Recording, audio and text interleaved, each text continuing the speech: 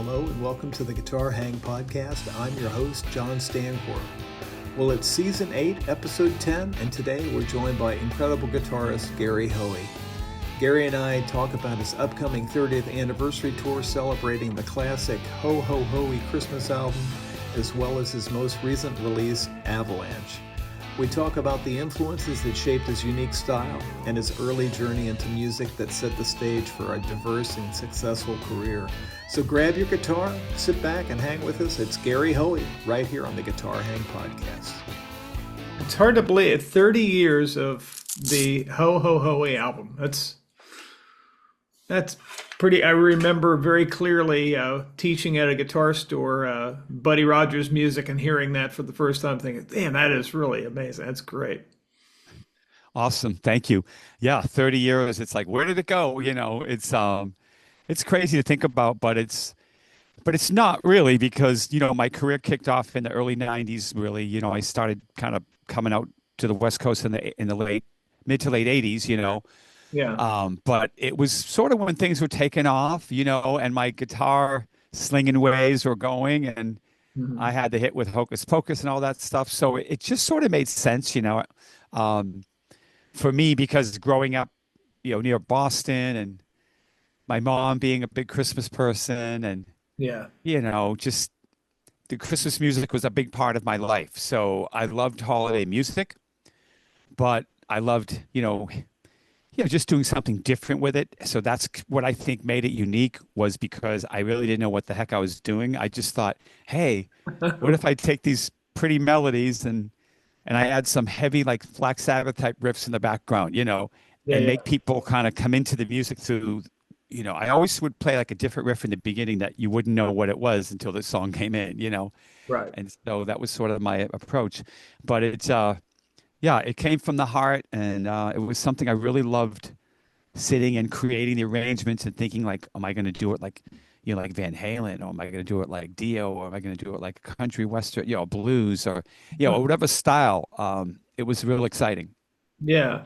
Yeah. I recently had the pleasure of talking to Steve Vai, and he was saying that an audience will be so much more receptive and pulled into the other things that you have to say on the instrument if at its core there's melody. The melodic thing is what really will draw in listeners, whether you're a guitar player or not, and then they're more receptive to warm up to the idea of hearing more playing in odd time signatures, or maybe more the fast scalar runs or legato stuff. It's just having that melody thing. And like yourself, there are some really wonderful instrumental players, Jeff Beck and Brian Setzer, Joe and Steve. But at the core, you guys all have a very centered melodic sense. And that's... Yeah, I think you're right. Steve's right too. Yeah, absolutely. I think that's the core of it. If you don't have a melody or you don't have the right arrangement, then all the shredding in the world, it just doesn't, Right. It's just, there's nothing to hold it up, Yeah. And I get the sense that since we're roughly contemporaries, I think we're a few years apart. Growing up in Boston as a guitar player, it's a very fertile place because there's tons of guitar players, but you can go see just about anything that you want to see because all the huge acts are using Boston as a warm-up for New York. So you're seeing every show that New York gets, but you're usually seeing it first. So the influences that you must have go way beyond what most people would perceive. Okay, here's Gary, this guitar player extraordinaire. So there's these different guitar players that he must be influenced by, but I think it'd be very interesting to hear some of the bands that you saw in the early days that people would be surprised to know that was a huge influence as well.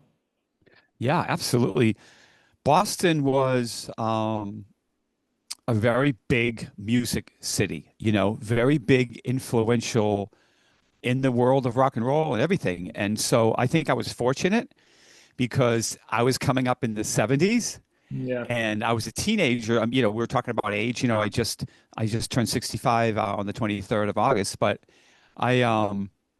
in the mid 70s, I was just getting into guitar. So it was the coolest time to grow up in New England and see bands like Aerosmith, um, who I think I saw them. I think it was at Canopy Lake Park, which some people may know.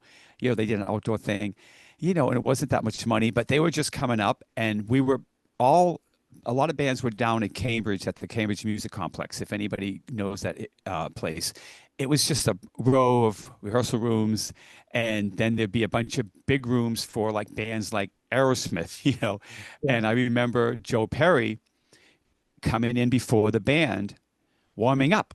And I could hear him in the room, his guitar coming through, and he didn't know it, but I was on the other side of the door, just sitting on the floor, kind of leaning on the door, because he was playing songs that became riffs on albums. I heard songs before the past, and he was just hanging out playing. And then down the hall was Extreme with Nuno.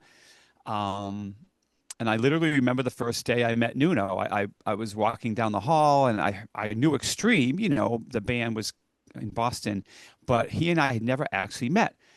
But we were kind of like, two gunslinger guitar guys coming up in Boston. So when we first met, it was sounded really cool. I walked into his room. He was like, "Hey, Gary, hey, Nuno," and it was just instant, like, let's jam, let's play, and we just would show each other licks and trade licks. And we were into Ingve and Van Halen and all that stuff. And I remember jamming in a room with him one night, and I was just amazed at how much he knew and how long the guy could jam. I would be like, "I'm tired. Let's go have a beer." And he would be like, "No, man, let's keep playing." So I loved that about him. And I remember the band Boston, from Boston. I remember Boston. Tom Schultz. I remember meeting Tom Schultz, just walking around the hallways. So it didn't seem like, I was starstruck, but I wasn't starstruck because everybody was just so normal. Um, and believe me, I was nobody. I was just, a guy just trying to find his way. But it was just an amazing time. And then going out to see the clubs, go to Bunratty's and, see all kinds of bands, punk rock. I remember a lot of jazz fusion. I remember seeing like funk fusion, Lee Ritenour, and all these different bands coming through Boston, and bands playing that would just, blow your mind. Right. Yeah, there's so many acts to see, and at that point you're trying to take in as much as you can. But I would guess that there was seminal albums that you just sat down with and just had to learn from beginning to end. I don't know if you're writing things out or learning things by ear, but that nascent sitting there on your bed, either with a turntable or cassette or 8-track, whatever, and just listening over and over and trying to absorb almost phonetically, those licks. That Yeah, to this day absolutely. you can pick up a guitar and play something off of, Toys in the Attic or Rocks or Draw the Line or whatever it might be. But these things are deeply embedded in our DNA. So I'm kind of interested was that something that came natural to you, just being able to pick stuff off the record, or was it, how was Yeah, it? I mean, growing up, if you couldn't pick up stuff off the record, then you had to go find a teacher that could teach it to you. Yeah. So, yeah, we had to develop our ears, man. We had to like, um, I remember getting a gig, with like a college kind of party kind of thing, being a young band, and they said, "Oh, you have to play the song by the Who, We Won't Get Fooled Again." Yeah. And I remember I had to learn it, and I didn't really, I hadn't really learned a lot of songs by ear because I was just starting out playing guitar. And I just remember the first time I heard an A chord, like on an album, and I knew what it was, and I played my guitar, and I don't know if this thing's gonna even come through, but um, can you hear this at all? So I kind of went like, are Yeah. you hearing that at all? No, it's like Zoom is cutting it out, I guess. Oh yeah, I gotta just hit this thing. Hold on.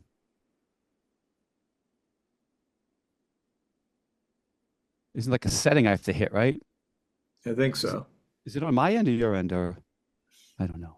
Well, you know what? I won't worry about it right now, and I'll But the figure it first out time later. you heard a chord, you knew, okay, I put my hand right there. That's where I get the big Pete Townsend A chord with the, Yeah, exactly. And it's just when I heard the chord, I was like, "Oh my goodness, this is like heaven. This is like I can do this." Um, and from there on, it was just sitting down and learning everything from Aerosmith to Black Sabbath. Alice Cooper, sitting there and just, trying to learn the note by note. And, we would, like, Van Halen came out, and I couldn't believe how fast he was playing. And we were trying to figure all that out. And because there was no YouTube, there was no slowing it down unless you had a reel-to-reel tape machine or something. It was mostly cassette, rewinding and just keep rewinding and trying to figure it out. Or if you were brave enough to actually take the vinyl record and like move the needle back and Yeah. forth, and of course you'd scratch your record and ruin the record.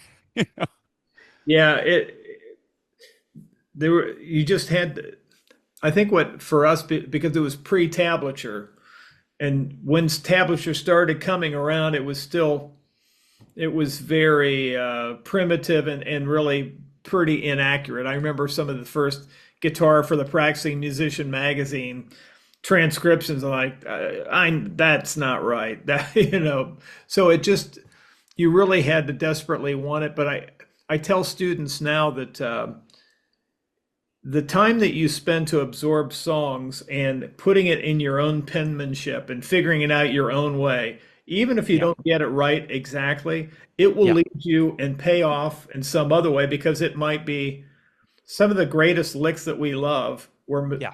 people trying to play something else that they couldn't do. And those things, your limitations develop your style or your interpretation of licks. I'm sure you have licks that you've come up with and you go, oh, yeah, I remember I got that from such and such song. And either on purpose or by default, it turned into its own thing. Yeah, exactly. I think you're right. It's a great advice. It's like anything you learn, that you spend a lot of time learning. You really, you learn the nuts and bolts of it. You learn it backwards and forwards. You make sure that, for me, like Little Wing by Hendrix, Jimi Hendrix, Little Wing was one of those songs. Yeah. Um, I think I spent like 3 months learning it, like just trying to learn all those little inversions and the little trills and just the opening 40 seconds, before he starts soloing is so hard. And I remember all the time it took me to learn that and realize, oh, wow, he's doing sort of like part of the scale and he's doing a riff with the chord and he's playing with his thumb. And it was like I learned 1,000 things from that one song, like you said, that I use over and over and over. If someone says, hey, play a nice little rhythm part on this that's kind of Hendrix, then of course we start doing, you know, those same fills because he kind of gave us that template. And it's the same with, any kind of lead that you learn. Like I remember trying to figure out BB King and going like, why does everybody love BB King? Or why does everyone love Stevie Ray Vaughan so much? And then when you really dig into it, you realize it's those tiny little nuances Yeah. that you're just like, oh, how did BB King do that? Oh, he bent the string first and then he struck it with the pick and then he let it drop down. I was like hours trying to figure out how he made it sound like that cry. Yeah. And you don't pick the big string first, you bend it first, and then you strike it and let it come down. And it took me like, a long time to figure that out. Yeah, I think it's taking those little nuances. I had the old video cartridge of Eric Johnson, first instructional video, and him saying that, we all at our best are just kind of the sum of who we love, and we kind of architect our own style. We take a bit from, because we're all borrowing from everybody, but it's interesting when you go back, and especially in your case, having all these decades now, to look back of the body of your work, to just see the snapshots in time and who you were as an artist, as a guitarist then, and who you were leaning into for inspiration and that sort of thing, whether it be Stevie Ray or Yngwie or whomever. Yeah, I mean, it was so many people. Steve Morris, Steve Morse. Al Di Meola. There was so many people. And I was just going through my vinyl the other day and I was like, oh man, like it's sitting over there in the corner. I was just cleaning up some vinyl and looking at things and I came across, I had Van Halen 1, Yeah. and it didn't even have a barcode on it. There was no barcode on it. I'm like, whoa, this is real. And so I'm start flipping through. I've got like 4 Yngwie records, Marching Out and all these different ones. And I'm seeing all the Yngwie. And then I see, Vinnie Moore and, all that stuff that we just, in that period, we were all just absorbing. Like you said, Eric Johnson's, Satriani. I must have had 5 Satriani vinyls in there. Vi, Passion and Warfare. Like all that stuff just, it made us see the potential of the guitar. It made us go practice. It made us kind of like decide like where we're going to go, where we're going to be. And I remember as a young guitarist trying to find my way, and we all get frustrated and we feel like we're not original and we don't really have anything unique to say. I felt like that. And I thought, I got to come up with like a signature lick that's mine, a riff that no one's ever done. Then I'm going to be famous. And I learned Right. that is not what you do. And I realized that I just kind of said one day, I might make it, I might not make it, but I'm going to have fun playing the guitar. And it's really more about that.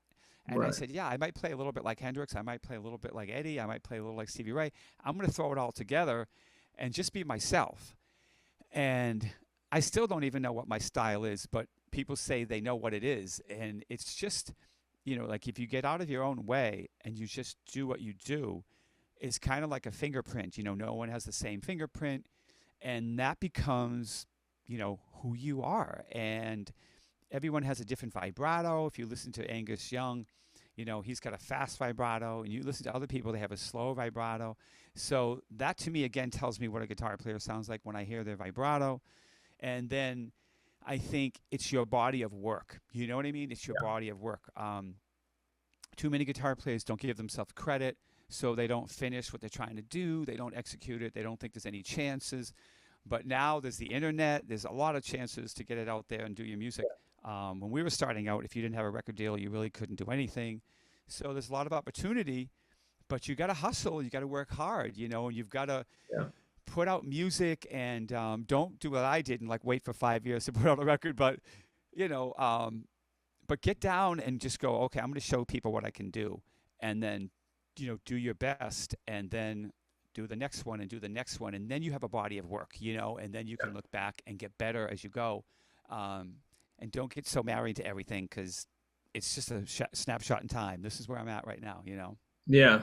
It seems like there's no substitute to finding who you're going to become than to just get in the process of releasing an album, going out and touring, and just beginning that process. I mean, because songs evolve, your style evolves, your personality evolves, and you find out who you're going to become. I would think that if you talk to Joe or Steve or a lot of these, Steve Morse in the beginning, when they started out, they weren't exactly sure. They just knew they had to do it. And who they became, looking back, they can go, yeah, okay, I can see all those little pieces of who I was and where I am now. But it's just getting out there and playing. And there's not as many outlets for all these amazing guitar players that are on YouTube and Instagram and that kind of thing. I'm just curious, not that it's not fun to play that kind of stuff on social media, but interacting with an audience and a band on the road, that's a very special thing that really will supercharge your playing in a way that, multiple edits in your bedroom cannot replace. Yeah. So true. Because, too many people are spending time in the rooms, like you said, making videos, and that's fun and that's great, and develop yourself. But living life, being on the road, eating in some greasy diner, and then playing a gig, and that's what rock and roll, that's what music's about, is experiencing it with other people, and the trials and tribulations that you go through from city to city. Maybe the monitors aren't great tonight, the PA's not great, or the rented backline amp's not working quite great. So you got to kind of make it work. And I'm witnessing this right now with my son, Ian Hoey, who plays in my band. He's 23 years old, and he's been on the road with me the last couple of years, doing some real runs and dates with me, and he's seeing the other side of what the real part of music is. And he's enjoying it, but he says, wow, Dad, this is a lot of hard work. I didn't realize how hard you've been working for 30 years. And I've kind of told him that at times. I'm like, in your bedroom, you can do certain things. You know what I mean? But you don't know till you get into the real world. Yeah. And it could be an amplifier, like, oh, this amp sounds great in my bedroom, but maybe on stage it doesn't sound so good. And sometimes you realize that, or the way that you wear your guitar. Now I can stand up, and I gotta practice, with my strap on more, because I can't move around. So those things you develop, and the interaction with the audience, and developing that magic that happens when you play with other musicians. I'll see my son do that one night. I'll be, wow, I never heard you play that before. And he's like, oh, I got inspired by the band. So that's, Right. again, what happens is when you play with other human beings, Yeah.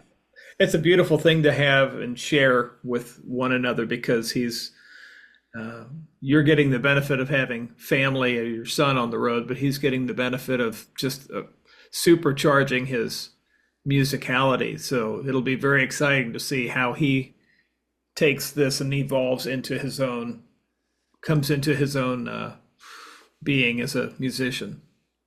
Absolutely. And, it's like a legacy, I mean, for me, it's a dream come true to play with my son, Yeah.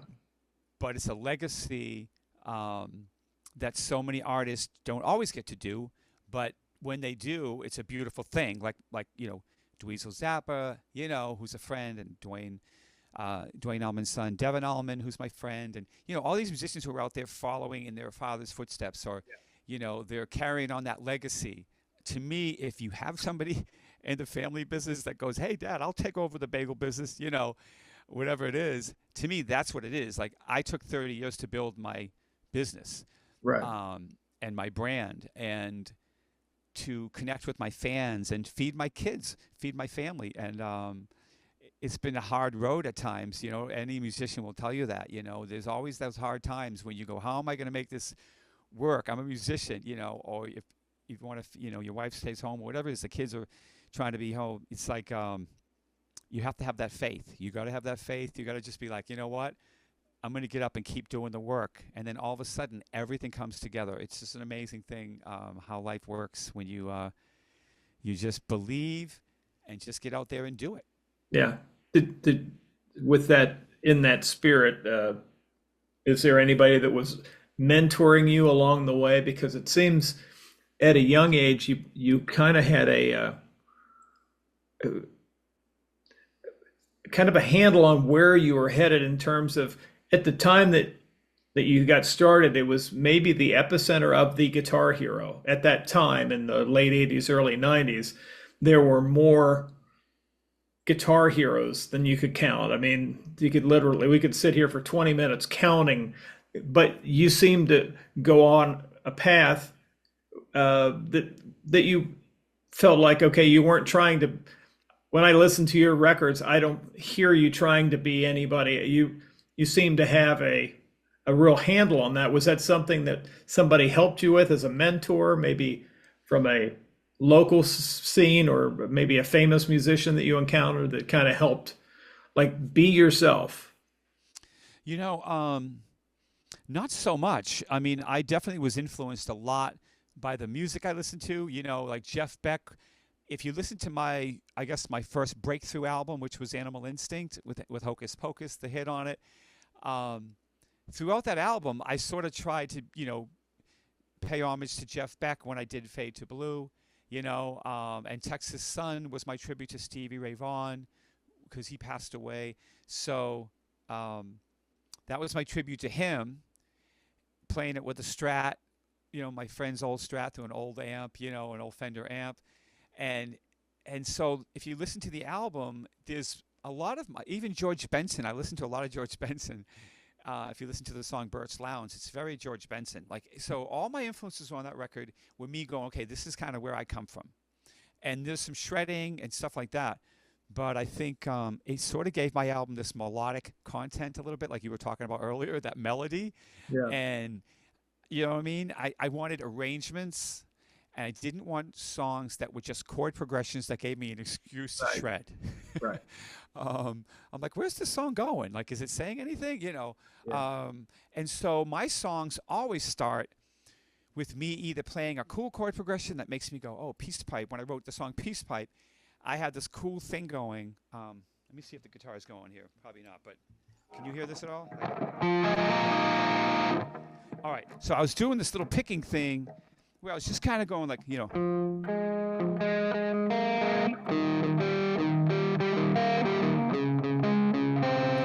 I just had that little melodic thing, but I was using the open strings and then hitting that little melody.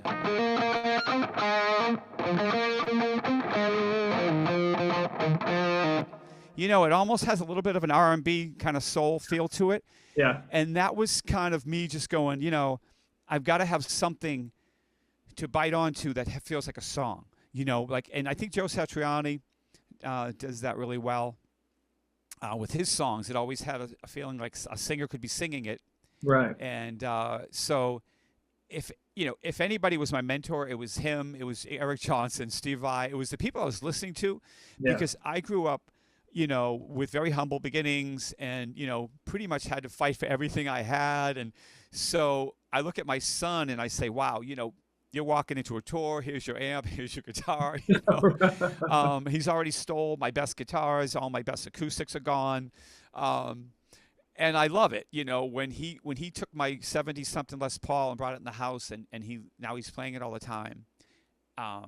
It makes me happy. Because I'm like, these instruments are getting him excited the way they did when I was 14 years old. So I'm happy to pass it on to him. But I don't think I had that easy way, man. I had to kind of fight for everything I had. But what I did was I wasn't afraid to just take a chance and get out there and just try to go for something, even if I wasn't going to make it. And I remember going to LA auditioning for Ozzy Osbourne. I auditioned for Ronnie James Dio and some really big guitar slots. Didn't get the gig, but it gave me so much energy when Ozzy said, you should move to LA. I think you sound really good, and he liked what I did. So that gave me the confidence to want to, go do something and just take a chance, Yeah. When you came out to LA, that was late 80s ish. Yeah, it was yeah, I came out at probably 86, 87, and I auditioned for Ozzy around 87. Yeah. And then I came out at 88. I was teaching at Guitar Institute in Hollywood. I was doing some guitar teaching there. Yeah. And that's when I met, the Murderers Row, Paul Gilbert, Right.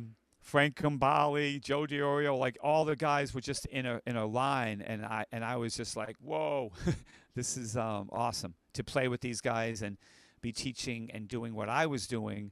And that led to me going to Germany or France, and I met a label over there, and I did an independent record, and that turned into my first record. So it's just, again, I was in the right place at the right time. You know what I mean? Because I was putting myself out there.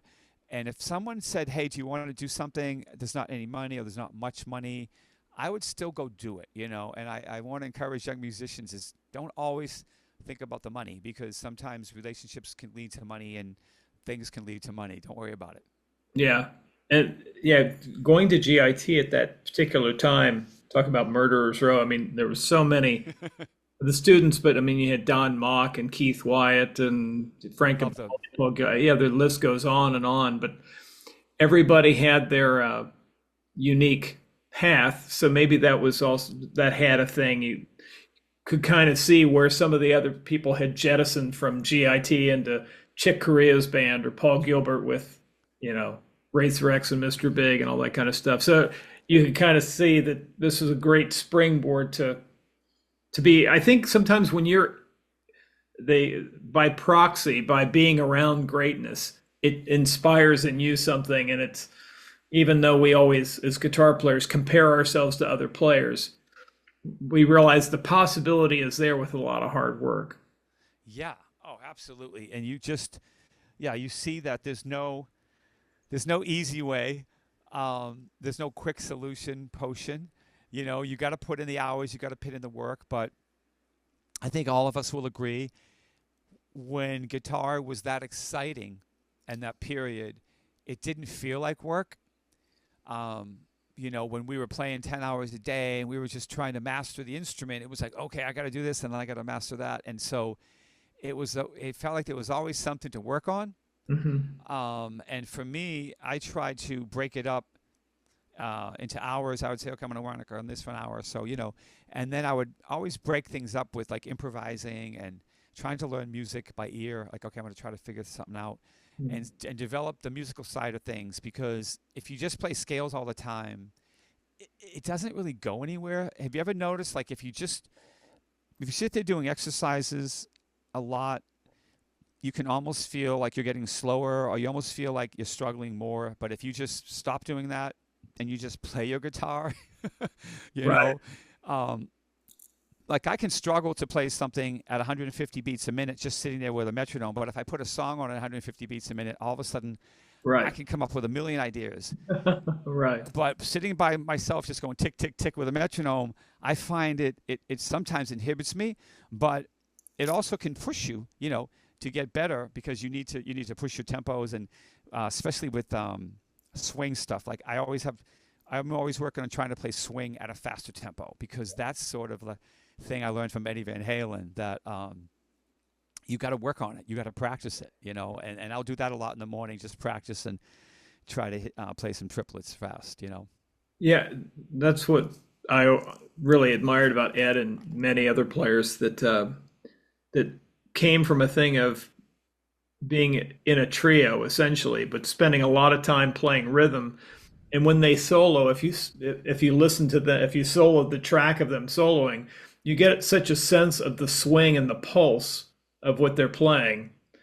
And maybe that was something that was beneficial to you coming up, is that for the most part, I would think that you're playing in some sort of trio or quartet thing where you're responsible for laying the groove down with your band. And that informs you in a way that, that you're soloing anyway, if you're really coming from a great rhythm chops thing. I think rhythm guitar is so underappreciated, but it really does inform your soloing too. Yeah, absolutely, man. It's the key to everything. And an interesting thing, I don't know, because you said the guitar works, but like if I'm jamming on like a thing, like like I'm thinking Eddie, like or if you're playing, or you're doing like you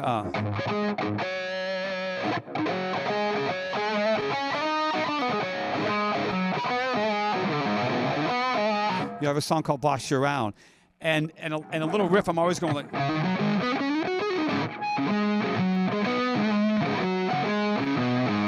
And so what I tell guitar players is sit around and just come up with a rhythm like that. Yeah. And then tap your foot, play the rhythm, then play some lead, then go back to the rhythm. And that's when you kind of build your internal clock, just sitting there, just playing. And that's what I was thinking about Eddie Van Halen too. That, the way he did that and all that, but that at that tempo, that takes some practice, that takes some time to work on. And, but those are the things I love to practice, or doing like, even like,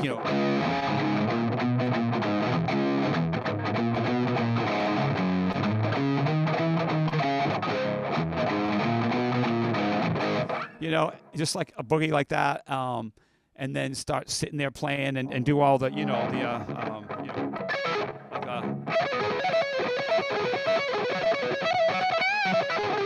I'm having a hard time holding this on my lap, but you know what I'm saying. If you want to sit there practicing triplets, why just do it with a metronome going tick, tick, tick? Right. Yeah. Just go.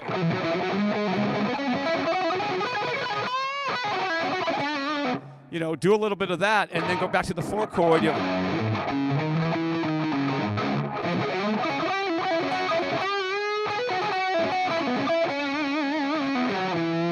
But the main thing is trying to stay in time, just keeping the groove, the downbeat quarter note.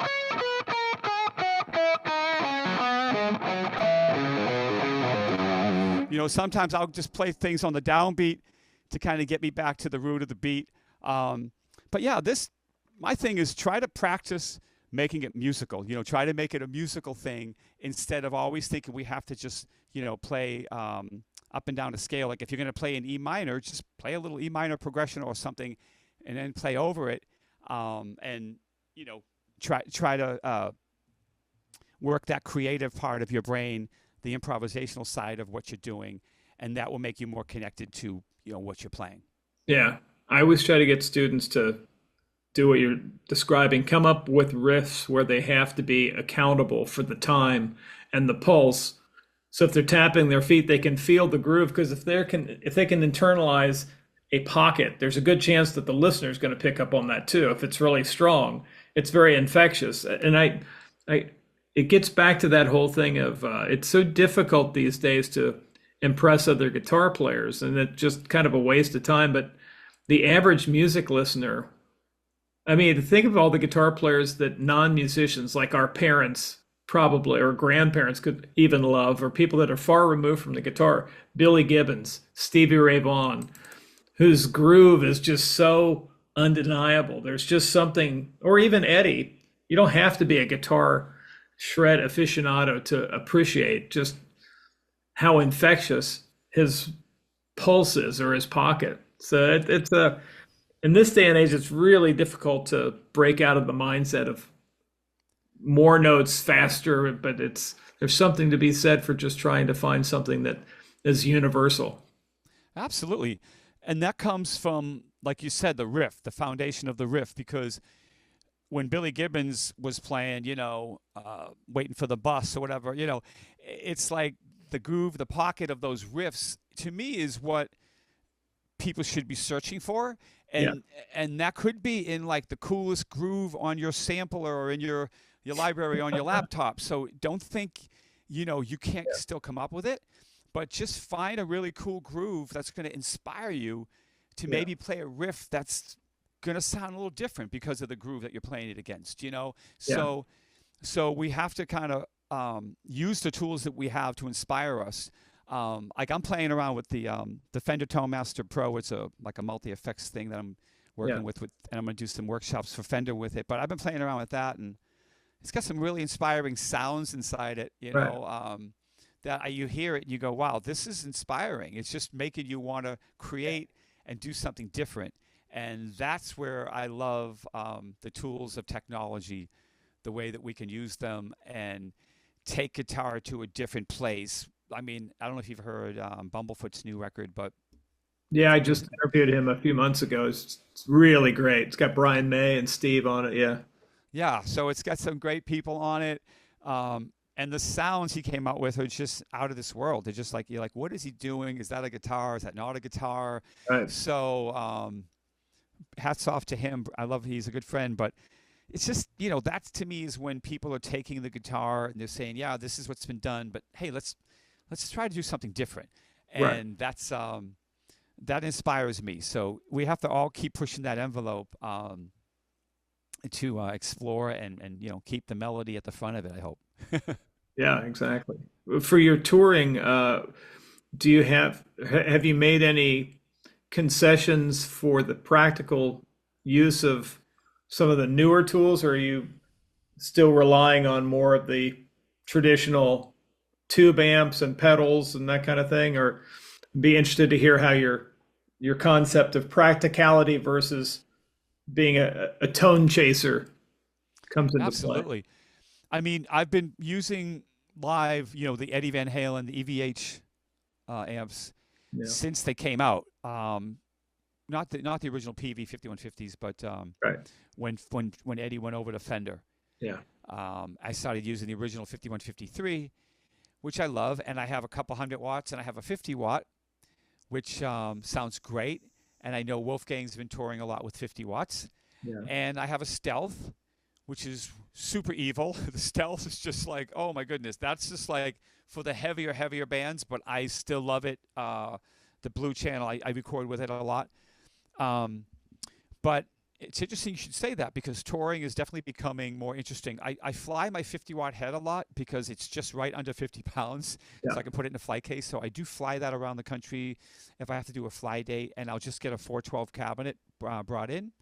So that's like my sound I really like. And then I'll run some effects, wah pedal, delays, and all my reverbs and stuff I put in the loop.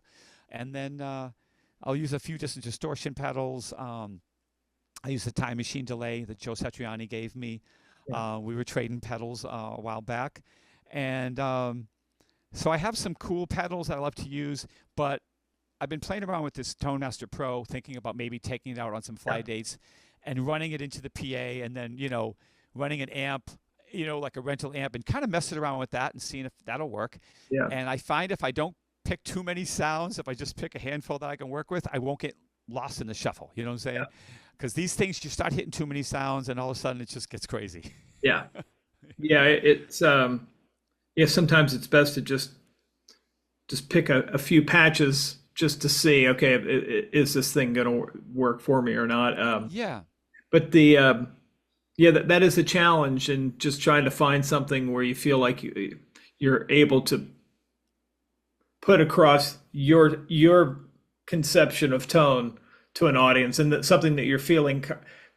The one thing about having air moving on stage, and what comes from that is kind of the tactile touch sensitivity. That's one thing that is needed with the modelers, is to have one of those FR cabinets that's powered, that you're getting some air, because to be completely shut off and just have in-ears and nothing to lean back on can be tricky. I agree, and I have one of their 212 cabinets hooked up to it, and that does make a big difference because you get that interaction. And I'm a big tube guy all the way. I think when you're shaking things on stage a little bit, you're going to get something that translates out front. And I do get a lot of guitar players coming up to me saying, "I love your tone, man. I love your tone." Yeah. And I just say, "Thank you, Eddie." It has nothing to do with me. I'm just a messenger. But then I have my friends like Lita Ford and people like that are now touring with these different things like Kempers and fractals and and it looks like a brain from outer space when I look at it. I'm like, what is this? And then they're getting all their effects, all their channel switching, and it's working for them because they're getting more consistency, I think, within that that position. But for me, when I see a Marshall like 900 or a Marshall 2000 sitting right there with a half stack, and then the Kemper's right there, like, I'm going to plug in the Marshall. Yeah, there's just something that it just, sometimes the visual thing inspires you. You to be on a completely clean stage where everything is run direct would be there's some gigs I could see it, especially if it's like a Tears for Fears gig or something like that.